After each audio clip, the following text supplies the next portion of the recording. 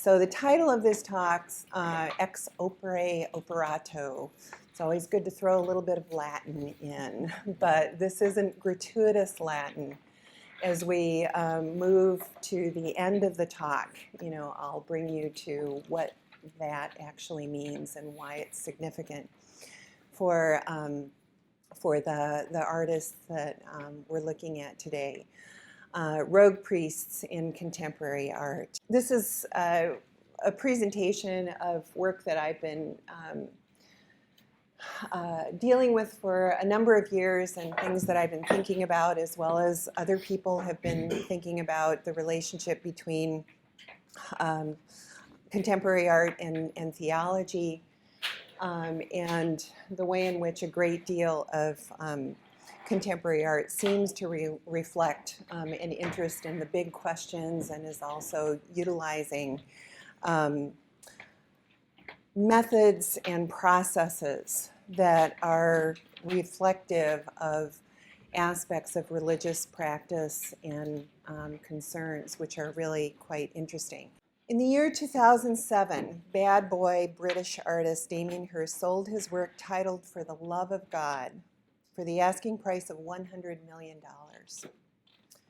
A diamond-encrusted platinum skull cast from a 35-year-old 18th century European man, but retaining the original teeth, is coated with 8,601 diamonds, including a 52-carat pink pear-shaped diamond in the center of its forehead. With a well-established reputation for sensationalism, crude behavior, and foul language, critics and the public had a field day, claiming that this was yet another case of the emperor having no clothes, and a Hearst publicity stunt. It didn't help when the artist identified the source of the title of the work as his mother, who purportedly exclaimed on seeing it, "For the love of God, Damien, what are you going to do next?" Just 2 years later, in June 2009, the art world was abuzz with reaction to the opening of the Mexican pavilion of the Venice Biennale, where artist Teresa Margolis created what British art critic Waldemar Januszczak described as, quote, one of the most powerful and dark pieces of the entire Biennale, aptly named, "What Else Could We Talk About?" The work dealt with the people killed in the Mexican drug wars. Outside the Venetian Renaissance Palazzo, fluttering in the breeze, hung a flag soaked in the blood of the victims, sopped up with from the sites of the murders by their family members at Margola's behest. Inside the palazzo hung more blood-soaked cloths embroidered in gold with the mottos called narcomensajes, commonly found with bodies at the sites of gang-ordered executions as a warning to those who remain. The gold thread clashing harshly with the words they render, "Until all your sons have fallen," or "This is the way rats end." But perhaps the most provocative and poignant aspect of the installation was the ritual cleansing that took place daily throughout the months of the Biennale, where those relatives of the dead mopped the floors with a solution of water mixed with the blood of their loved ones. So what does Hearst's sculpture have to do with Margolis's installation? In the year 2008, in his book God in the Gallery, author Dan Seidel claims that, quote, the vocation of humanity is not only as prophets who complain God's love and as kings who rule as God's royal representatives, but also as priests who mediate between creation and creator. Much modern and contemporary artistic practice manifests this priestly function, this yearning for a liturgical reality that reveals the world as gift and offering. Seidel goes on to quote Alexander Schmemann in For the Life of the World, Sacraments and Orthodoxy. The basic definition of man is that he is a priest. He stands in the center of the world and unifies it to his act of blessing God, of both receiving the world from God and offering it to God, and by filling the world with his Eucharist. He transforms his life, the one that he receives from the world, into life in God, into communion with him. The world was created as the matter, the material of one all-embracing Eucharist, and the man was created as the priest of this cosmic sacrament. All that exists is God's gift to man, and it all exists to make God known to man and to make man's life communioned with God. It is divine love made food, made life for man. God blesses everything he creates, and in his biblical language, this means that he makes all creation the sign and means of his presence and wisdom, love and revelation. In this talk today, I'll present the work of a number of artists. Most of these artists make no claim of adherence to any religious faith. My premise is simple, that despite this unbelief, these works are fundamentally sacramental, and that these artists are indeed serving as rogue priests in a number of significant ways. We know what it means to say he's gone rogue. When someone acts on his own or her own, often in desperation, to achieve a goal by abandoning conventional methods and expectations because those avenues appear to be impotent or to have failed. So let's take a closer look at some of these works and test this proposition that these artists just might be serving as priests despite having gone rogue. Hirst made his reputation on works like this one, The Physical Impossibility of Death in the Mind of the Living. These are works that seem like they better fit in biology labs or natural history museums, where they represent a means to understanding life processes. By changing the context and placing these creatures preserved in formaldehyde tanks for our inspection in an art museum, their purpose changes from providing knowledge to posing questions of meaning. The title of this work, Away from the Flock, suggests both a wayward spirit and vulnerability. By bisecting the sheep in the image on the right, he allows us to see the intricate inner workings that give and preserve life, laid out for us to clearly see and contemplate. This monumental work, titled Hymn, reflects the artist's interest in the mysteries of the inner workings of our bodies and ourselves that give us life. The punning on the masculine pronoun is typical of her tendency to produce works that allow for multivalent readings. This work, titled The Void, presents all manner of pills meticulously laid out in a display cabinet. It reflects the ontological realities of human existence and the way many people, including Hirst himself, seek all manner of substitutions, like these pharmaceutical ones, to dealing with the perennial questions of life, its meaning, and purpose. Situated within the rest of his work, then, and seen through the lens of the tradition of vanitas images, such as this Dutch painting from the 17th century, his work, For the Love of God, becomes a memento mori, a reminder that although death comes to us all, the person is both precious and of immeasurable value. The diamonds simply highlight this truth. Teresa Margolles' work, What Else Could We Talk About?, centered around the fate of the people killed in the Mexican drug wars, which was reported by the press as well over 5,000 in 2008 and over 3,000 by early June in 2009 when the work was installed in Venice. Housed in a classical Renaissance Venetian palace built in the 16th century, close to San Marco Square, the project has been described as a single and continuous intervention. The blood-soaked flags and embroidered tapestries were significant, but it was the mopping of the floors by the relatives of the deceased with a solution of their blood and water that had the greatest impact. It created over time what Margolles called a growing strata of their remains in the gradual buildup on the floor that was largely imperceptible apart from a slightly sticky haze beneath the feet of the visitors to the site. In this instance, the ritual of cleaning was wholly insufficient to cleanse the stain, and although altogether more poignant because of the inherent futility of the act. What else could we talk about? Indeed. It was not, however, just the graphic portrayal of the violence that had been pervading Mexican life in recent years that was disturbing, but that the medium was actually human blood, the blood of the victims no less, the very real presence of those dead, some innocent of involvement in the drug trade and some not, made avoidance of the reality of the violence impossible. Yet, as Raul Martinez wrote for Art in America, there's nothing new for Margolis or for Mexico. Quote, since the beginning of her artistic career in the early 1990s, Margolis has gained international recognition for using human body parts, fluids, and residues collected in the morgue, as well as objects trouvé or found objects at crime scenes, in her sculptures, murals, installations, and urban interventions.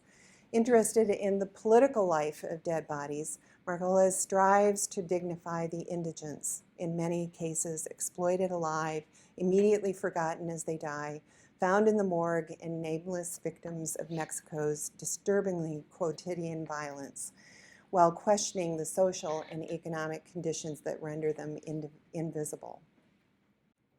But fundamental to the impact of Margolis' work is a language of ritual and sacrament borrowed from religious practice. There is no question that Margolis understands that there is something sacred about human life, and that the presentation of that holy blood spilt in unholy acts serves to indict not only those who perpetuate them, but makes all who encounter it complicit in their guilt.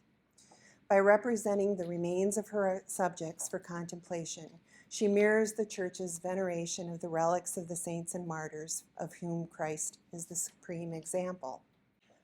Since early in his career, the Polish-born media artist Krzysztof Wodyszko has explored the relationship between monuments and memory by projecting provocative images onto iconic architectural structures emblematic of a society's identity and consciousness. In recent years, those projections have changed from static images to dynamic interactions that blur the lines between audience and participants to create an experience of real encounter.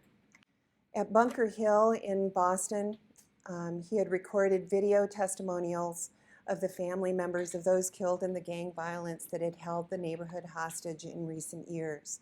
Projected against the obelisk-shaped memorial to the battle that helped secure American independence, each survivor spoke plainly about the grief and fear that held sway over those who remained there, breaking the code of silence that had a stranglehold on the community. Their hands spoke as eloquently as did their voices, in some tightly clasped, in others gesturing, and yet others holding a photo or candle to bear witness to the horror of individual and communal loss as they stood in vigil against the darkness of the night sky. The following year at the Hiroshima Peace Memorial in Japan, Wodyszko once again projected pre-recorded accounts by men and women who had survived the dropping of the atomic bomb.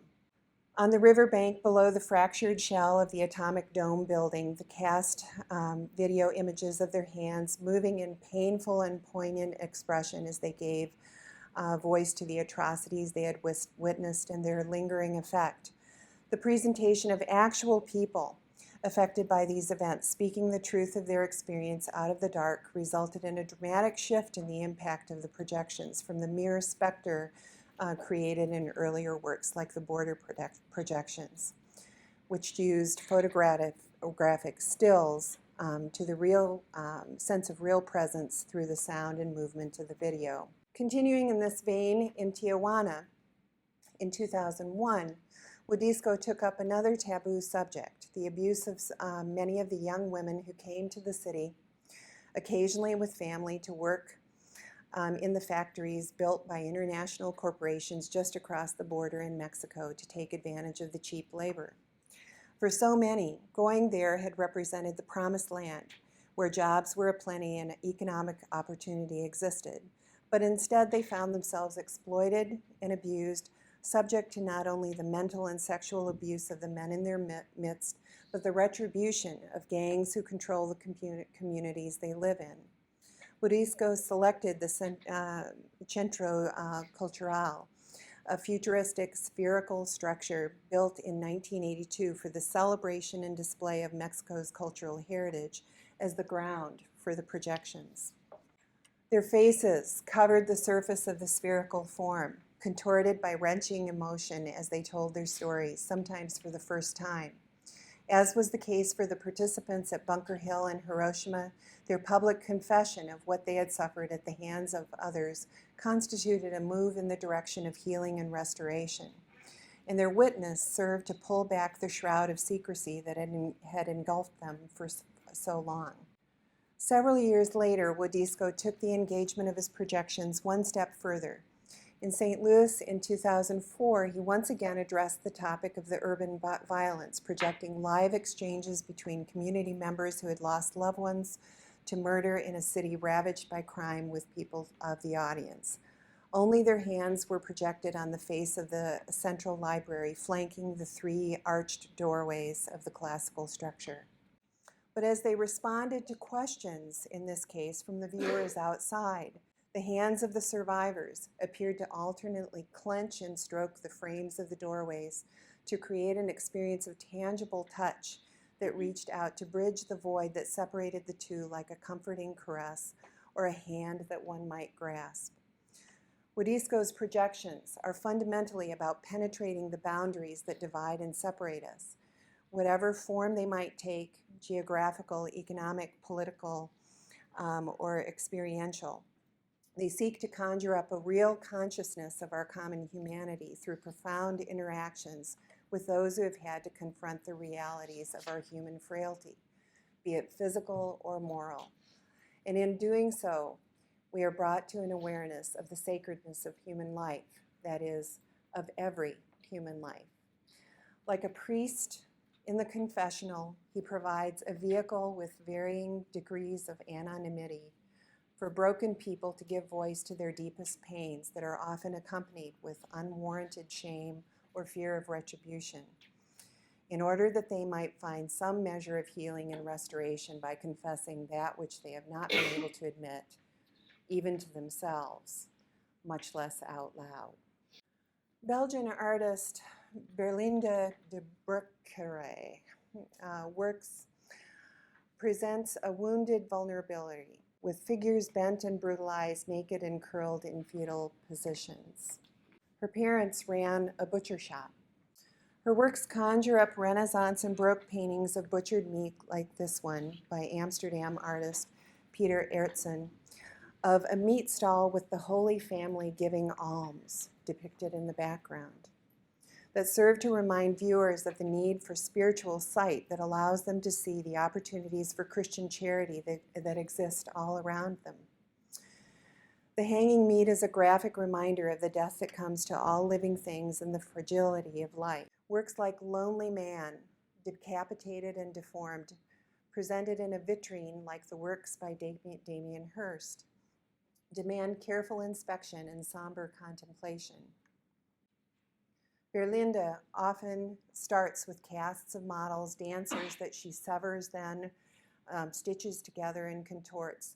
The wax and epoxy surfaces stained with pigment embody a profound and penetrating physical and emotional distress that the viewer can't escape. They're like the macabre reliquaries of Christian saints that one finds in churches all over Europe. Significantly, Berlinde has moved away from representation of the human figure more recently, as seen in the installation of her Cripplewood works in the Belgian pavilion at the 2013 Venice Biennale. For the Cripplewood series, Berlinde teamed up with South African author J.M. Coetzee, a novelist she has long admired and recipient of the 2000 Nobel Prize for Literature. Berlinde saw words like these as inspiration and foil for her work.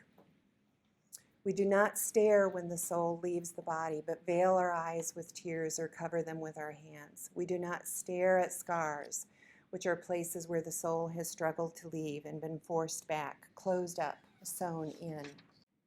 Here we see Berlinde working on one of the tree limbs, bound with cloth wrappings, like a doctor or veterinarian tending to the wounds of a patient. In this later work, the suspension of the oversized tree limbs on industrial racks heightens the awareness of their fleshy, human qualities. In her most recent exhibit, this spring in 2016 titled No Life Lost, she also abandons expressly human forms in favor of hanging animal skins and horses. But it is this work titled To Zurbaran that informs the whole of the exhibition. Conceived at the start of the current Syrian crisis, Berlinda presents a foal, legs bound and blindfolded on top of a table, immobilized and dramatically lit as if from above in the manner of Baroque paintings of the crucifixion and martyred saints.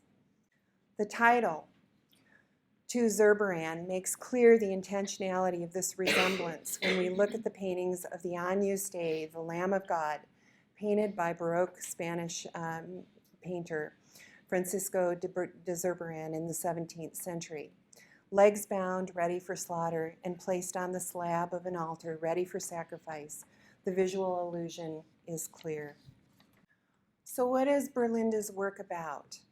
Curator and critic Olga Stefan writes, Berlinda's search for truth, however, is not answered with a revelation about God, but rather it is a Kierkegaardian process filled with pain, anguish, and doubt, a representation of the human condition. Her figures are fragments of bodies, some contorted, some graceful, all immensely beautiful. They allude to the horrors that have occurred in recent times, but reveal the universal reality of suffering throughout the ages. So why does Berlinda abandon the human form in favor of tree limbs and animals? It's quite simple. She says, we're too accustomed to the sight of human suffering and have become desensitized to it. Somehow the tree limbs, the skins, and animals, bound and broken, allow us to rediscover our compassion for the suffering of all things living, including our fellow human beings. Doris Salcedo of Colombia addresses many of the realities of her experience in that country, drawn from its history and its contemporary reality. Unland is a response to the testimonies of children who witnessed their parents' murder during Colombia's Civil War. Salcedo traveled to a northern region of the country to research the experiences of these orphans and the ways their lives developed. The title, Unland, is an invented word indicating their disjointed displacement. The tables themselves have been joined by sawing off the legs at one end of each table and fitting the legless ends together. The artist and her assistants drilled thousands of tiny holes in the table's surfaces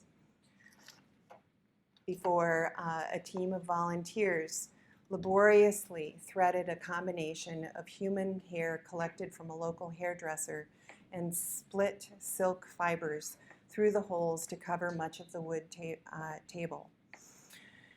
She describes the act of embroidering with human hair into wood as an insane gesture, an absurd gesture. The stitching is like a shroud of cobwebs that appears in abandoned places. Ultrabiliarios, which means the defiant ones, people who disappeared in one of Colombia's many political purges since the period referred to as the violence began in 1948. This work sees Salcedo choose shoes she acquired from the families of the women who disappeared, placing them in niches in the gallery wall. The apertures are covered behind cow's bladder, something we are all repulsed by, she explains, that is roughly stitched to the wall. She says, every time we see a shoe in the street, we wonder what happened there. It's the wrong place for a shoe to be. These shoes serve as a visual synecdoche for each person who disappeared in these purges, where the part actually references the whole that is missing. Salcedo sees herself as a secondary witness to these events and their impact. In representing these people and their sufferings, she is in effect weeping with those who weep, carrying their burdens for them for a little while, as Joseph of Arimathea did, unable to take Christ's place but willing to walk part of the way with him. In 2002, Salcedo staged a performance titled November 6 and 7, where she lowered empty wooden chairs over the side of the Palace of Justice in Bogota. The performance lasted 53 hours and commemorated the 1985 siege in that building where 300 people were held hostage and then systematically killed. The siege ended in a bloody confrontation between the rebels and the military. The performance was scheduled to start by lowering the first chair over the wall exactly at 11:35 a.m., the moment the first person was killed. The performance was choreographed like a dance performance, with the chairs being lowered in rhythmic sequences as a sorrowful dirge, memorializing the dead. Salcedo explains, "The word that defines my work is impotence. I am responsible for everything that happens, and I simply arrive too late. I cannot give anybody back their father or their son. I cannot fix anything. It's from that perspective of one who lacks power that I looked at the powerful ones and at their deeds." In the following year, she installed 1,550 chairs between two buildings for the 2003 Istanbul Biennale, where each chair stands as another effective synecdoche for the person who would sit on it. During a conversation with Carlos Basaldo, Salcedo discusses her own approach to producing art. "The way that an artwork brings materials together is incredibly powerful. Sculpture is its materiality. I work with materials that are already charged with significance, with meaning they have acquired in the practice of everyday life. Then I work to the point where it becomes something else, where metamorphosis is reached."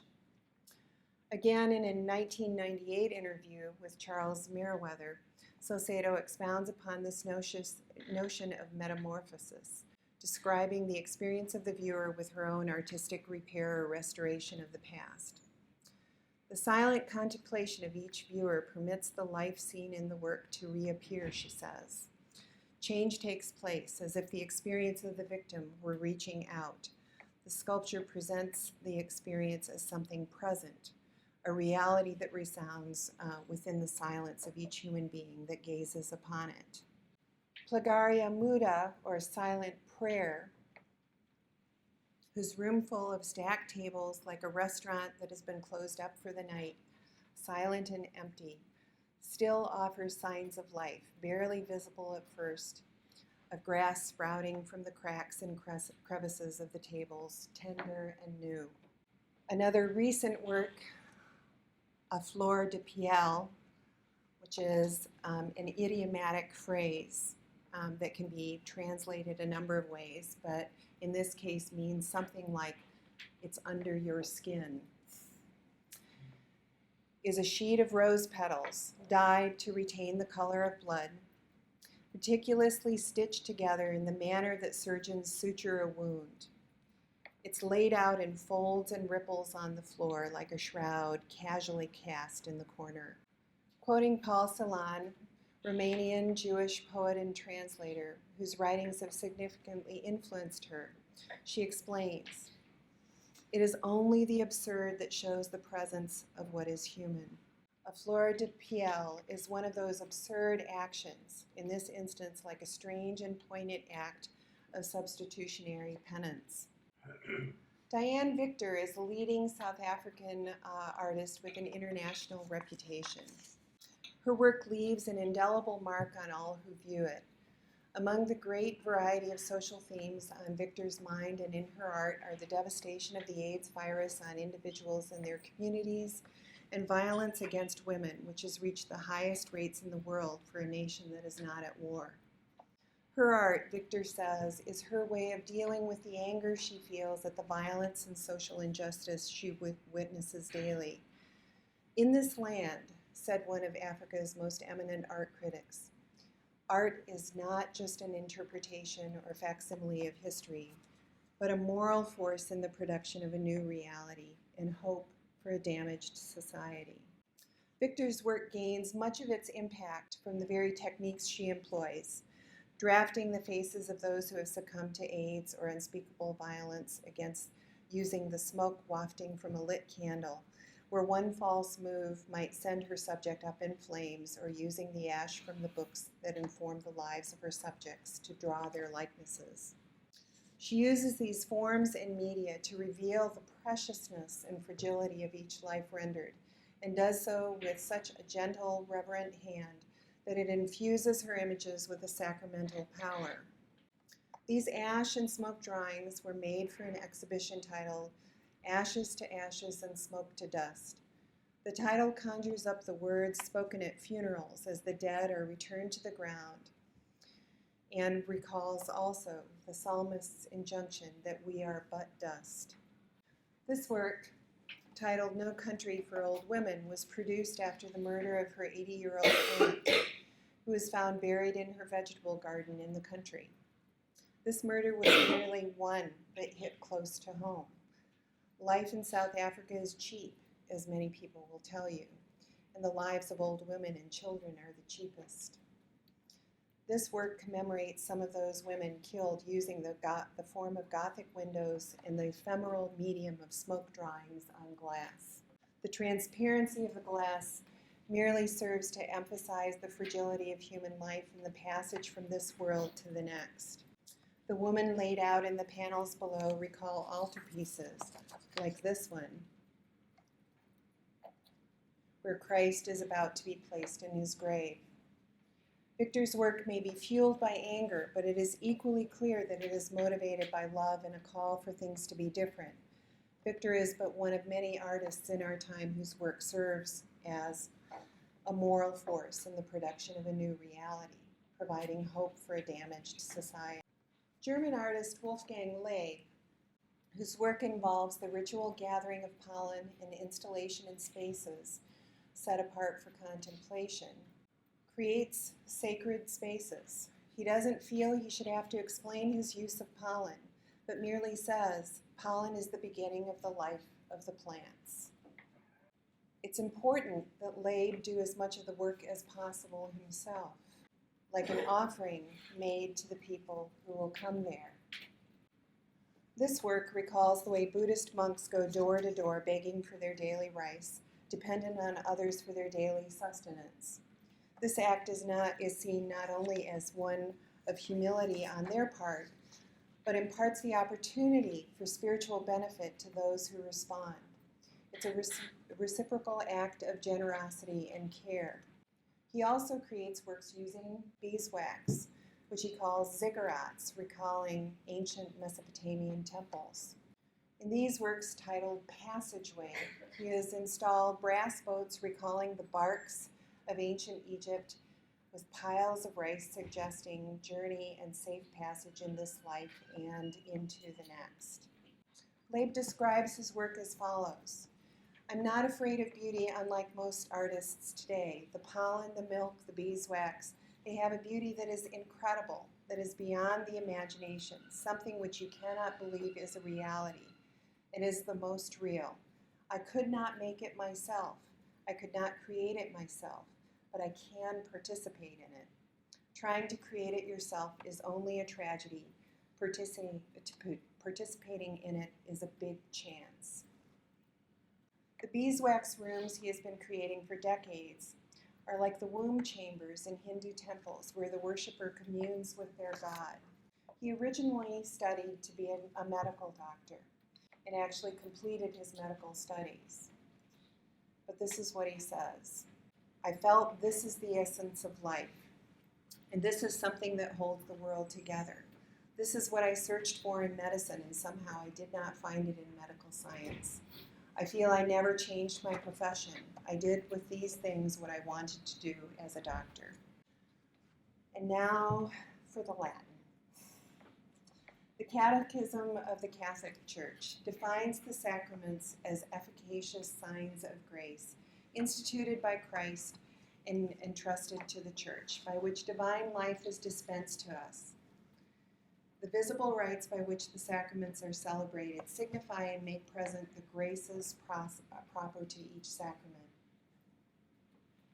Significantly, there is typically a physical action or material agent involved in the sacrament, such as water in baptism, the bread and wine in communion or the Eucharist, the exchange of rings and bodily consummation in marriage.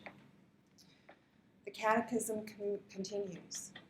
They bear fruit in those who receive them with the required dispositions.